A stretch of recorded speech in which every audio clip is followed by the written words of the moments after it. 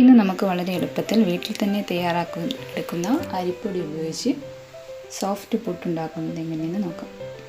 അതിനുവേണ്ടി ഞാനിവിടെ ഒരു ബൗളിലേക്ക് 1.5 കപ്പ് അരി എടുത്തിട്ടുണ്ട്. ഞാനിവിടെ മട്ട അരി വെച്ചിട്ടാണ് ഈ പുട്ട് തയ്യാറാക്കുന്നത്. നിങ്ങൾക്ക് ചോറ് വെക്കാൻ ഉപയോഗിക്കുന്ന ഏത് അരി വേണമെങ്കിലും ഉപയോഗിക്കാം, പച്ചരി ഒഴികെ. ഇനി നമുക്ക് ഈ അരി നന്നായിട്ടൊന്ന് കഴുകിയെടുക്കാം. നന്നായി കഴുകിയതിന് ശേഷം നമുക്കിത് നിറയെ വെള്ളം ഒഴിച്ച് കുതിരാൻ വയ്ക്കാം. ഞാനിതിപ്പോൾ രാത്രിയാണ് വെക്കുന്നത്. രാവിലെ ഇതിൻ്റെ വെള്ളമൊക്കെ ഊറ്റിക്കളഞ്ഞതിന് ശേഷം നമുക്ക് സോഫ്റ്റായിട്ടുള്ള പുട്ട് ചുട്ടെടുക്കാം. ഇപ്പോൾ രാവിലെ ആയിട്ടുണ്ട്, അരിയൊക്കെ നന്നായി കുതിർന്നിട്ടുണ്ട്. ഇനി നമുക്ക് ഇതിൻ്റെ വെള്ളമൊക്കെ ഒന്ന് ഊറ്റിക്കളയാം. വെള്ളം ഊറ്റിയതിന് ശേഷം നമുക്കിതൊരു കിച്ചൺ ടവലിലേക്കിട്ട് ഒന്ന് വെള്ളം മാറാൻ വെക്കാം. ഒരു 20 മിനിറ്റൊക്കെ ആകുമ്പോഴേക്കും വെള്ളം ഒന്ന് ആറിക്കിട്ടും. വല്ലാതെ ഡ്രൈ ആവരുത്, ഒരു ഇളം നനവുണ്ടായിരിക്കണം.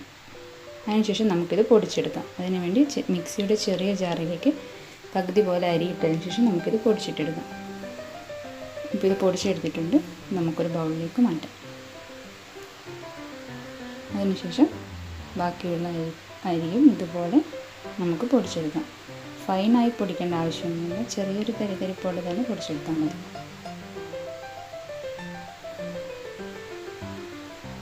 ഇതൊരു 2-3 ദിവസം ഫ്രിഡ്ജിൽ സൂക്ഷിക്കാൻ പറ്റും.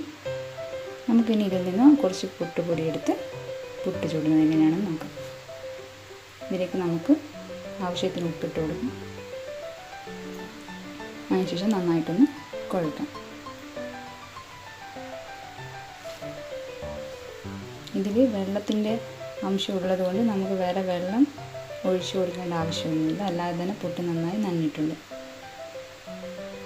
ഉപ്പ് എല്ലാ ഭാഗത്തേക്കും എത്തുന്ന വിധം നന്നായിട്ടൊന്ന് കുഴച്ചെടുത്തതിന് ശേഷം ഇതുപോലെ നോക്കുമ്പോൾ പുട്ടിങ്ങനെ കട്ടയായി നിൽക്കും. എന്നാൽ നമ്മളത് ഇട്ട് കൊടുക്കുമ്പോൾ പൊടി പൊടിയായിട്ട് പോവുകയും ചെയ്യും. ഇതാണ് പുട്ടിൻ്റെ കുഴച്ചതിൻ്റെ പാകം. ഇനി ഒരു 5 മിനിറ്റ് മാറ്റി വയ്ക്കാം. അതിനുശേഷം നമുക്കൊരു പുട്ടും കുറ്റിയിലേക്ക് ഇത് നിറച്ച് കൊടുക്കാം. അതിന് വേണ്ടി ആദ്യം തന്നെ കുറച്ച് തേങ്ങ ഇട്ട് കൊടുക്കാം.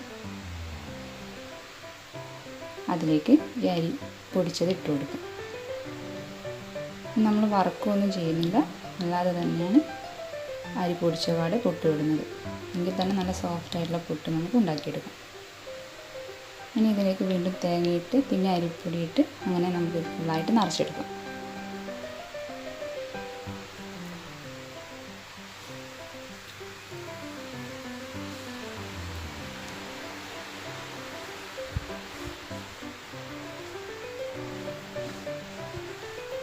നിറച്ചതിന് ശേഷം നമുക്ക് ഇതൊരു വേവിച്ചെടുക്കാം. അതിനുവേണ്ടി ഒരു പുട്ടും പാനി ഇവിടെ അടുപ്പത്ത് വെച്ചിട്ടുണ്ട്. അതിലേക്ക് വെള്ളം ഒഴിച്ച് അത് നന്നായി തിളക്കുമ്പോൾ നമുക്ക് ഈ പുട്ടും കുറ്റി അതിൽ വെച്ച് കൊടുക്കാം.